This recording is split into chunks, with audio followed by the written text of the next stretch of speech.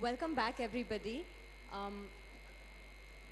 We're sort of going to be discussing certain things which for some parents especially would be things that they need to consider for the future, and for some parents who have adult youngsters living with them, this would be something that maybe you're considering more for the present. And for the professionals, in case you run an organization or are thinking of residential programs, this would be an interesting discussion for all of you.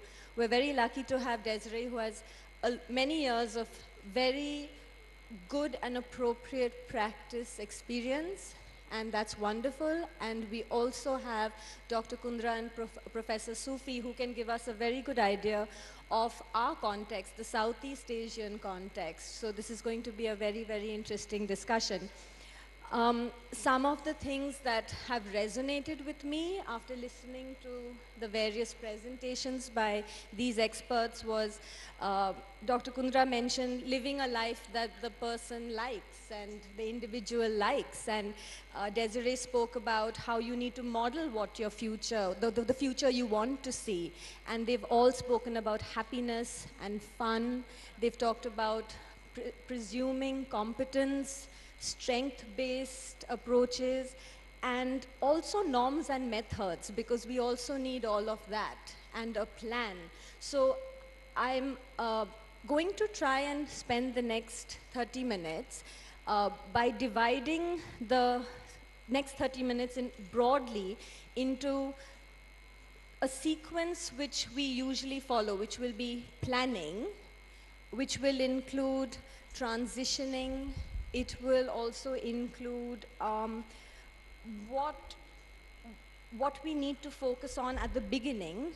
How do we make sure it's a good fit, A, for the people who are going to come and live at our programs, at our various homes and communes. Also, how do we have a good fit for the people who are coming to support those who are coming to live with us. And also there's the consideration of the bricks and mortar. And Desiree, you spoke a lot about how the words we use that are important, and often we think about that in terms of what we say, but I also think it's important in what we name the places where we're going to be. So if we could, just think a little bit about that. And once we've talked about the planning, and then maybe we'll move on to the running and the nitty-gritties of some day-to-day considerations, and then sustainability. So that's what we're going to try and cover. So if we could start if you have a great foundation, if you've planned well, then that's going to probably be the best way to sustain a program. So what, in your opinions, would be a very good, solid transition program to have? And when does this transition or getting someone ready start? And please feel free to start whoever. This is for all of you, whoever would like. Dr. Kundra, you could start from the Indian context, and then we would pass it on. See, coming to live in a residential home is a huge transition. It's not only a transition for the autistic adult, it is also a huge transition for the parents as well. So to prepare the parents themselves and the child, it needs a lot of determination that yes, the time has come for me to part from my son or daughter and make him live a life that eventually he would need to live in the future. So from the day you take a decision like this, because such decisions are taken by the parents only. It starts from the day you visit the residential home that you want your child to be in, and the transition that you work out with your child based on the age, the abilities of your child, as to what kind of life skills he already holds, or do you want the residential home to become a training center for your child to learn the life skills he needs to live a life of greater independence. Now this transition is what is very important, and see, most of these young boys and girls, they live with their parents literally. They sleep in the same bedroom, I'm talking about the Indian context, as the parents do. So for the parent to, for the mother particularly, in many cases for the father as well, it is a very difficult stage, but I have found it takes me just 7 days to wean away the child from the parent. Now that's a tall order for a child who has been living with his mother or father. In many a case, I have found, in spite of the child having grown older, having become a young adult, he continues to sleep with one of the parents. Now for him to transition into an independent room of his own, where he sleeps on his own, this is something unthinkable for a parent.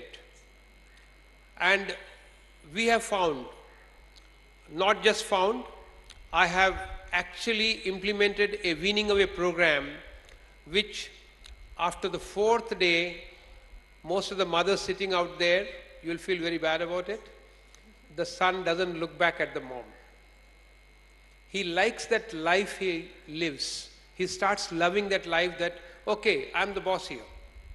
I don't have to wait for prompts from my mother, ye kar lo, wo kar lo, abhi ye karo, abhi wo karo, abhi sone ka time ho gaya, abhi TV band kar do, abhi iPad band karo, abhi iPad le lo. All that goes away. And the child realizes, wow. He learns to live with a buddy. That is the biggest transition. For him to accept that his mom or dad are no longer living in his room, but there's a total stranger with whom he starts building bonds. So a feeling that he may not have any emotions whatsoever may or may not be right if you put it that way. But the child learns to love that person he lives with. And you see, as parents, you are caregivers of the child with autism by accident, because you were born with a child with autism. You have no choice.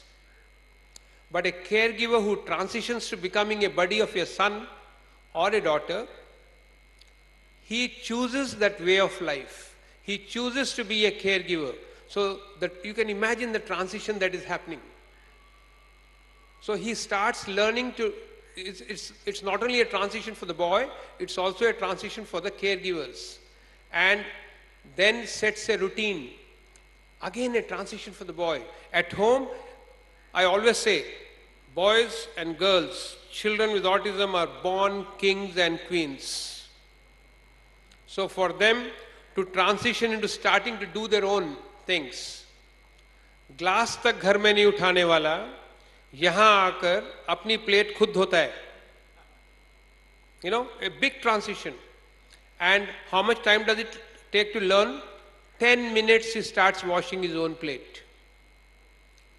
Dekha dekhi, imitation. When he sees others doing it, he also turn taking. I saw Temple Grandin's video where she emphasized on turn taking. You will see the biggest turn taking transition taking place in our place. So I think all we do is to trust them.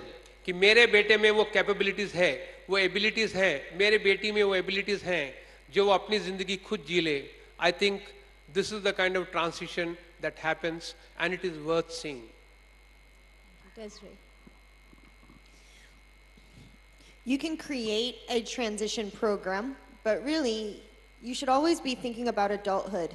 If your child is 6 years old, start thinking about adulthood. What can you teach your child to do now that they will be ahead of the game in the future? Putting their shoes on, brushing their teeth, putting dishes away. Just things that as an adult they will have to do. It's going to take you more time. And you might feel like, oh, but this is my role. I am their mother. I am supposed to care for them and do things for them. But sometimes it's really important that you step back and you have them help you so that they can start to learn those skills from when they're a child. If you do want to start a transition program for teenagers, So maybe when they're in high school, I can help you be able to identify some transition curriculums that you can use and then maybe put into the Indian context. There are some free curriculums, big books that you can access to be able to start the transition. I do want to piggyback on what you're saying. It is really important that you know that when your child leaves your home and goes to a residential community, their next step, they will grow. They will grow in ways that you did not know that they could grow. So I want you to consider, don't hold on to your children until you're about to die, right? Because both of you need that time to transition into the next life phase. So just consider, you're not throwing your child away, right? You're giving them the opportunity to become their own person.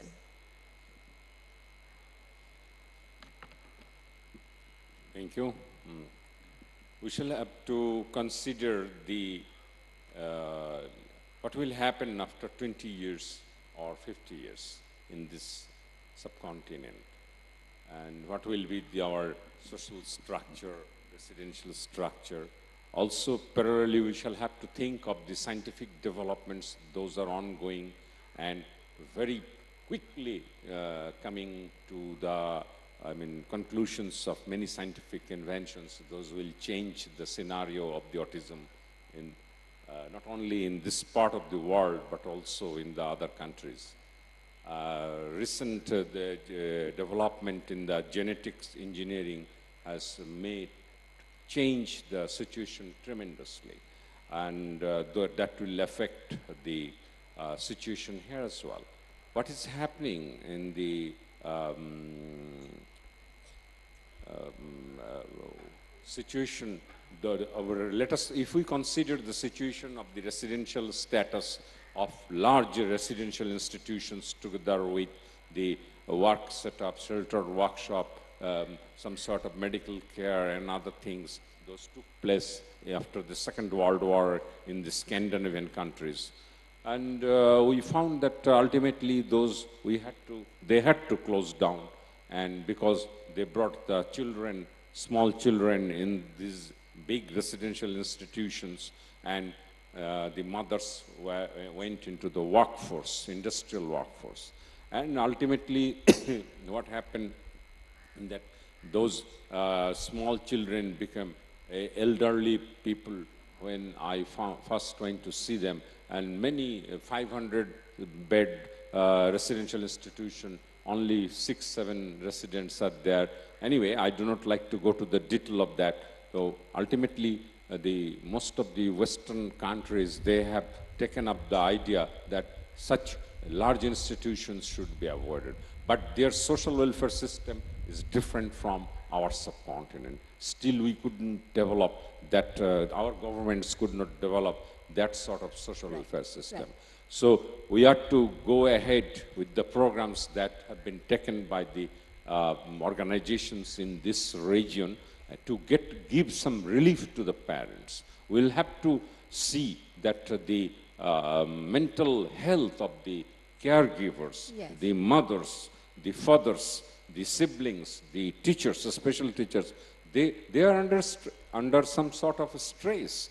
So we must also have to consider those things. So considering those, I will say that we are to proceed with the present programs, and in the long run, we will have to, maybe we will have to change, and we will have to change considering the scientific developments. Wonderful. Thank you. So one of the pertinent points is that, as Desiree said, and as Dr. Kundra has also added, that if you have you don't start transition, you transition probably very consciously maybe when the child is older, but the work for being ready to transition starts when you're very, very young. And I think that's very pertinent for contexts where the education system and the syllabus is often given, the school syllabus is given so much focus that a lot of the other things you all spoke about, like life skills and independence, is often not given the same sort of weightage. So that would be a consideration if we're thinking ahead to adulthood. Wonderful. If in the context of transitioning, what in your experience has seemed to be a good way to do this in terms of phase in, moving slowly, short stays, or just maybe move once and for all, like, and that's the place you're going to be? What would you all, what are your views on that? So at different places do it different ways. I've been to communities where they actually have like summer camps. So as the child is young, every year they go to a summer camp, and it's a residential summer camp.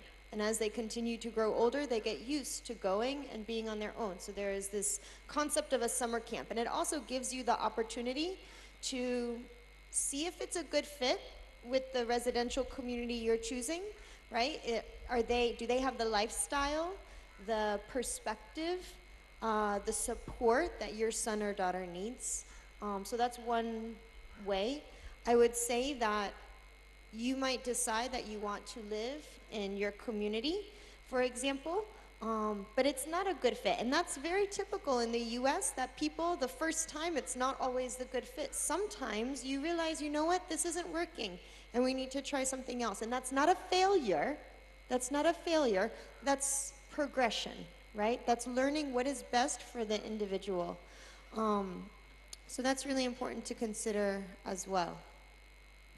Dr. Kundra, would you like to add?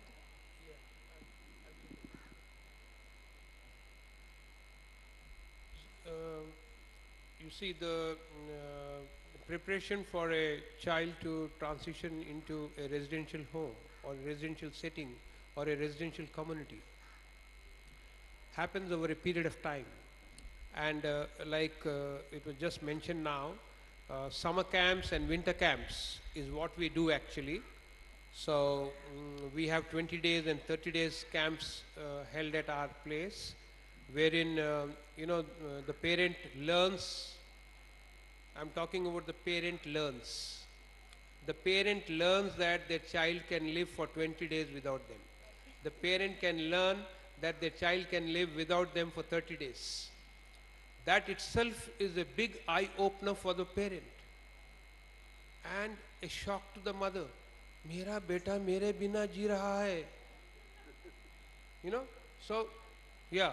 So I think this acceptance of the child's ability to live without the parents, to transition into a life when the parents are gone. See, this in itself is a big answer. The bacha aapko answer de raha hai. After you what? After you, I will live in a residential home. So the child is trying to answer you that I can live on my own. Just give me the chance. So, like, I repeat, whenever you find 2 days camps, 5 days camps, or 10 days camps, please take them. Have trust on the organizers of those camps. They will ensure that your child is safe. And they will make your child experience that independence which he has been stifled into in a home by not being allowed to do things that he can. So this, I think, is what you should prepare your child. There's another thing which I want to emphasize. Like, I was in the lunch time, a lot of parents came to me and told me, non-veg hobe na okhane.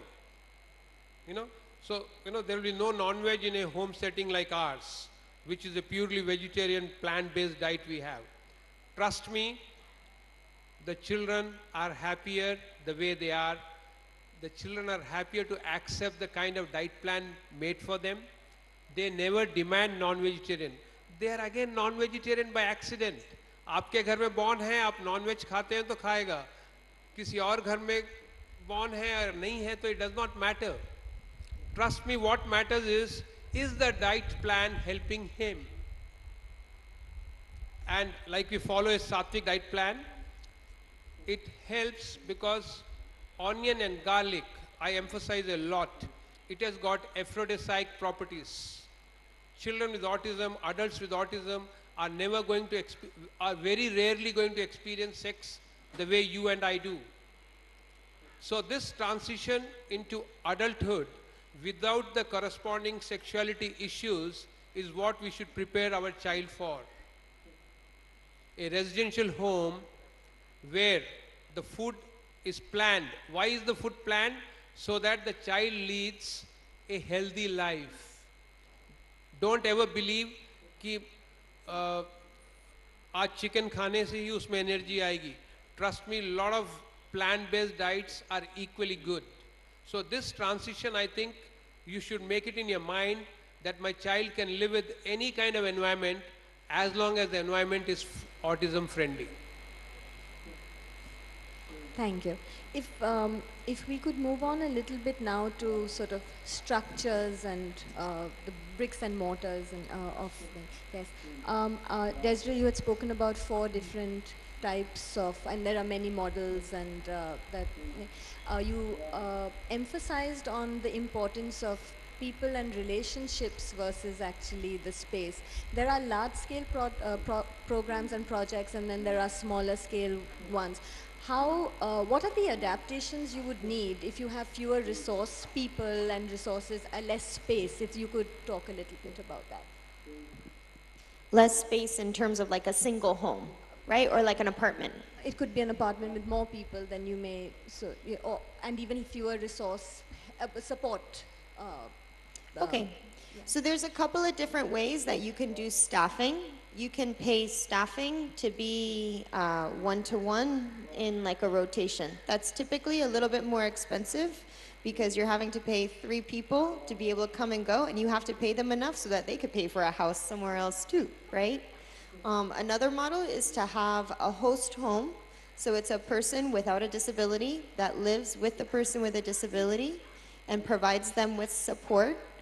And you can have a mixed model where it's both. So maybe the person with a disability lives with the person without a disability. They wake up together, they have breakfast together, they decide what's going to happen during the day. The person with the disability goes with their job coach and goes to their job, or maybe they go to do exercise, or maybe they go to be at an activity center, right? They're not with the host family, they're with somebody else. Somebody else is supporting them for that time.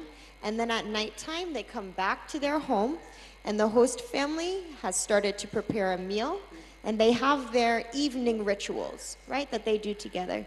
And so when you have a host home arrangement, typically housing, the cost of housing is embedded as part of their compensation. And so it's a little bit less expensive over the long run if a family is able to invest in a home, a smaller home, right? So staffing is typically the most expensive part of a lot of projects. And maybe things are different here in India because I don't know what the numbers are, but in the US, staffing is what's most expensive. So by using the host home model, it's a specific lifestyle, but I think that it can also decrease costs.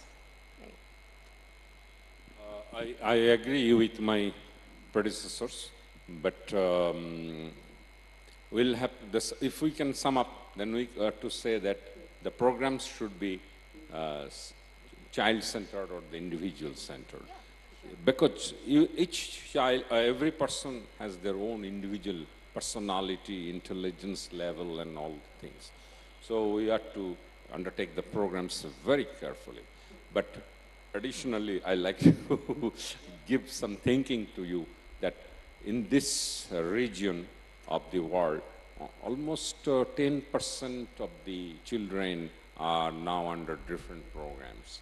The 90% of the children are beyond any program, beyond any stimulation. So that we will have to keep in mind. And we cannot make facilities for them, so we, the professionals, shall have to make some time to go to make summer camps too as well. Rather, in my country, what we are doing, I'm sending my university students to the village areas to talk to the mothers and provide suggestions to the mothers. Anyway, I told in my previous period that we ought to help the present systems. We, the professionals, shall have to support and provide suggestions how to promote the programs. But we will have to keep in mind what will happen many years later, right. 50 years later. Thank you. Thank you. If you all could all maybe think a little bit about and speak a little bit about how to maximize community engagement, because that is also a crucial part, because if you're trying to build a community or live within a community, how would you maximize, or how have you all maximized in your experience the engagement of it? See, for example, when we set up our home in a remote village 80 kilometers from the Hyderabad airport, it was a very small community. The village had never heard the name autism, and it was the first task with me was to explain to the villagers as to what we plan to do, and to make them get involved in the kind of activities we plan to do. So we then started engaging people from that village. In fact, today almost out of the 90 staff members we have, almost 35 have been engaged from the village itself. So there has been a lot of awareness created with the village, and the village community started accepting the way the facility came up. And the village community also started accepting that these children are going to be part of their life, maybe for the next few generations. So we started taking the children out for small visits outside the facility, like going for a forest walk. We have got a small forest nearby. So we try to make visibility more for the children, so that the villagers start getting involved with the kind of work we are doing. So now unfortunately in India, unlike in the US or in the UK, see, like the kind of facility I'm setting up in Turlock in California, there many of the small industries that there's a huge cheese factory there. So when we approached them, they said, please bring your adults here, we'll give them work. Now this kind of acceptance unfortunately is not there in India. So you don't get people coming to you and saying that aapke bachon ko lekar aiye, hum kaam denge. So you need to bring the community in and make these children get accepted in the community, and it is not difficult. The villagers are the first people to accept autism, unlike in the cities, where in a building the neighbors don't even accept and acknowledge a child. So I have found that this acceptability and involvement of the village community and involving the children back into the community, it has helped because of the kind of environment that the rural India has.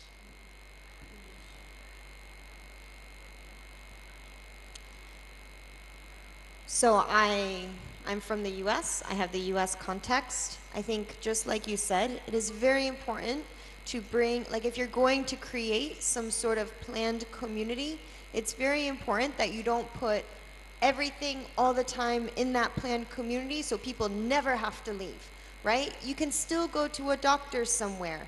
They can go with you to the market to purchase vegetables. They can go with you out to the community to see recreation or a show. The other thing that you can do is you can have an event at your location and you can invite the community to come in. You could do an information session, right, to be able to help destigmatize some of the challenges. Another way to, and I don't know if this would work here, but to create somewhat of a different type of buddy system where it's not paid staff, but it's like a mentor, like mentorships, right? And you try to do some sort of one-to-one, where maybe if I like to go swimming, and there's someone in your community that likes to go swimming, you start to connect people so that I can take someone to go swimming, right? So you find ways to be able to have a flow in and out. Exactly, just exactly like what you're doing. Okay, we're very close to having to finish. So if we could wrap up, if everyone could share their views on one resources for more information that the participants could maybe refer to, and maybe 2 points or 1 point that you feel is absolutely crucial for sustainability.